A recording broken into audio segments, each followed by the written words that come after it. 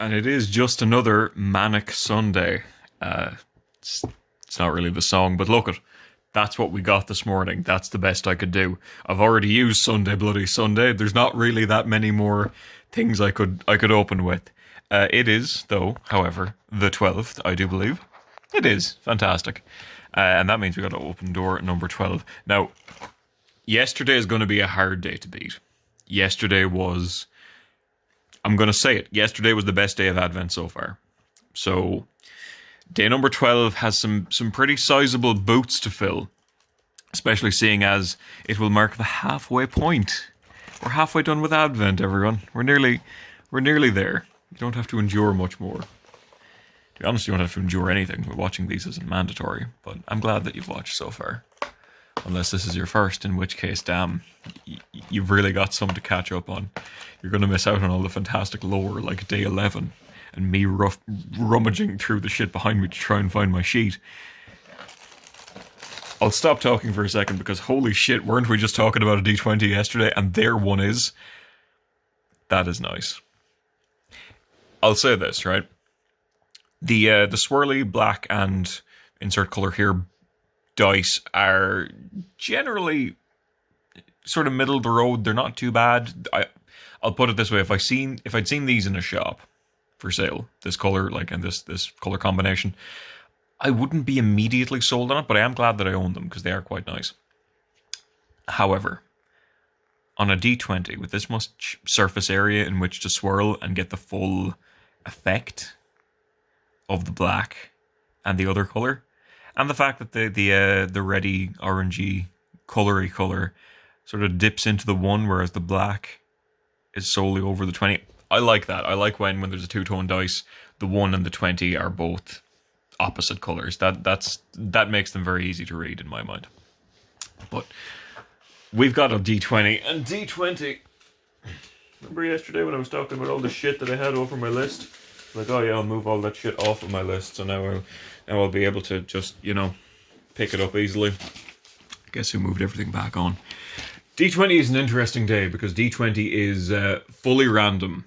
What I did for the D20s is I used a random number generator between 1 and 100 with no repeating ones, and I just took the first 20 that it produced.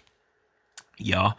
So we could have some repeats, we could have some miscellaneous, we could have anything with a D20. You never really know. It's not ordered in quality. One could be terrible, or it could be fantastic. We don't know. There's only one way to know, though, and that is to give this a roll, the first D20 roll of the season. Can you believe it? And that's a nice 12. Very easy to read, that dice as well. I like that. For me that can't see too well, too good no more, that's real nice. So 12. Okay, they do them in columns of 10. So 12 is number 57. Oh, but what happens if you pick one that you've already picked? I don't know. Oh Jesus. Oh Jesus. Okay. I said her name and as such cursed myself to talk about her. All right. Let me go get Marina, shall I? Okay, yeah. So listen, I know it can be hard to believe sometimes that these are random with the way that things pan out and how it's been all, broadly speaking, quality thus far. But I will actually show you. So just to be sure, to my credit, right? So we got the D20s here, right? Look at my wonderful handwriting, and fully random. You've got the 20 numbers there, 10 in the first row, 10 in the second, and that means number 12 there relates to 57, right? This is what I'm talking about when I'm saying, X relates to Y, whatever. 57 on the big list, then, is, if I get the big list, I feel it important to prove this shit, because, sometimes it could be construed as me just plucking it out of my arse. So there's what we're going to be talking about there. It's Morona, it's Marinara, and the Desmonds. It's Myrna. We're talking about Marina. We're talking about, how could I describe this? Unexpected overflow of estrogen at 18. The album at 18. Why 18? I don't know. It just matched with the tone of what I was saying. This is Electra Heart. You might be looking at this, you might be thinking to yourself, good God, what windowsill did you leave this in? There's 2 points on that. Number one, that did actually happen to my copy of Ceremonials by Florence and the Machine. It is legitimately sun-bleached. Number two, this isn't. This was designed this way. Why is it designed this way? Why doesn't she have colour on her face? Because there's like 3 or 4 versions of this album, and they all include slightly different songs. I condone piracy in all its ways, and when I originally pirated this album before I bought it because I was a teenager, sue me, it came with songs that were not present on this version of the album, which I did eventually find some years later. What's really frustrating about this album, and I'm talking about it like I hate it, I really don't. Electra Heart is a fantastic album, but there are aspects of it that annoy me. In terms of like a physical collection, like from that perspective, it really annoys me. The song EVOL, Evil, it's love spelled backwards, don't you know? Songwriting at its finest. Isn't on this version of the album. It's on some, apparently. I've not seen any with it, but this one features songs that those albums don't. Which ones? Probably those last two, I think. I'm not sure. I remember being asked by a good friend one time what my favourite song off Electra Heart was, and I said, it's probably a Lonely Hearts Club, I think. He's like, that's not on the album. What are you talking about? It wasn't on his version. Now that I've got all that anger out of the way, let's talk about Electra Heart, which is unlike the Arctic Monkeys album that I reviewed. This is a concept album and is definitely meant to be a concept album. It was designed as such, and it's a very good concept album, to the point where this album and the songs on it have experienced somewhat of a teenage renaissance, if I may. One of the concepts behind this is that it is, for a start, it's her second album, and conceptually it is based around, in large part, the character of Electra Heart. There are a couple of characters on it, but Electra Heart, her there, heart on the cheek, etc., etc., is a character. It is not Marina Diamandis, her actual name. It's a character that she's playing, right? And the songs are written from kind of her perspective. Okay, cool, kind of artsy, kind of wanky, but that's okay. That's fine. It's allowed to be. I listened to this a lot when I was 15. Now, let me bring the level down a little bit and just be straight with you here. It still slaps, in my opinion. It still absolutely slaps. This is some of her best work. I'm not going to say it's her absolute best. As far as I'm concerned, Love Plus Fear is her best album, since she rebranded and chopped off the and the diamonds off the end of her name and just became Marona. Just a plain old-fashioned Marina, what, where you'd park a boat. I feel like this is going to be one of my longer ones, and I'm still not talking about the album. Teenage Renaissance, that's what I was on about. So, big album for teens, expresses a whole lot of angst in a nice, cool, pop sort of way, right? When I argue with people and I say, pop can be quite good, I'm referring in large part to Electra Heart, to be honest with you, because it's a good pop album, but it is pop to the fucking core. It's more pop than a sheet of bubble wrap, my guy. It's good shit. But it is shit because it's pop, as far as a lot of people are concerned.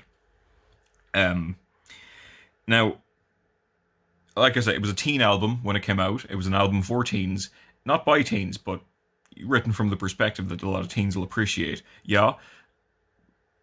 Come forward maybe 10 years, the Chinese come out with an application called TikTok that's meant to reinforce smartphone addiction in young people. And suddenly, these teens are rediscovering old music that is old to them because they were born after the year 2000, right? And among them is Marinara from Subway and the Desmonds. She's among them with songs from Electra Heart, primarily. A couple from Family Jewels, but a lot from Electra Heart. And they're taking these 15-second or 20-second or 30-second clips, and they're putting them over their TikToks, I believe is the term. And they're using them. to the point where this is becoming a perpetual album of teenage. I'm a bit too excited about Electra Heart, it has to be said. I'm running on high energy this morning. I had my breakfast. I had my Weetabix, don't you know? So why am I saying this? I'm saying this because this is an album that is in a perpetual state of adolescence, and I adore it for that. I really, really do.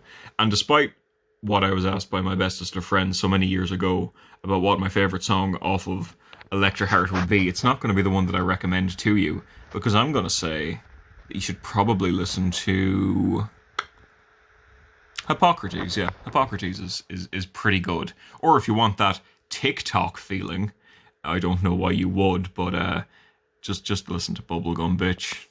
A lot of teenagers like that one. It's an interesting place to start our D20s. I'm not going to say it's an album that I would have chosen to review, because I have an awful lot to say about it, and it's the weekend. It's only my own time I'm wasting. Yeah. But it's one that I have a lot of mixed feelings about, let's say. I'll put it that way to just draw a line under what will otherwise become a half-hour video. It's a good album. It has its detractors. Anyone over the age of 17, maybe. But I still like it for what it is. And it's a really difficult one for me to justify, because you might think from thus far that my tastes in music are a bit mixed, yeah, but you know, broadly they're not terrible. But if I turn to you and I say Electra Heart was at a time my favorite album ever, you might get a slightly different opinion of me. You might start thinking things. You might think I'm one of these TikTok children. I'm not. I don't think so anyway. But in another life, in another era, maybe I might have been. Who's to say? The main takeaway is it's actually pretty good. And if you think pop is shit, this could potentially tell you otherwise. This is going to be my longest video yet, and you've done this to me. You did this, but really I wrote the list, so you know who's really to blame. Fuck me, that's day 12. All right, maybe this marks the beginning of the decline. Maybe you'll see now the darker side of my tastes. Who's next? Joe Dolan? Come on, anybody want to bring out some Kenny Rogers? I'll fight you. I'll fight you with some Kenny Rogers. I'm not above it. I'll die on the hill of My Chemical Romance if I have to. I'll own my teenage. I'll own it. I have to. I have no choice. Can't just get rid of it like a download. This is the dark side of music collecting, folks. I'll see you tomorrow. Jesus.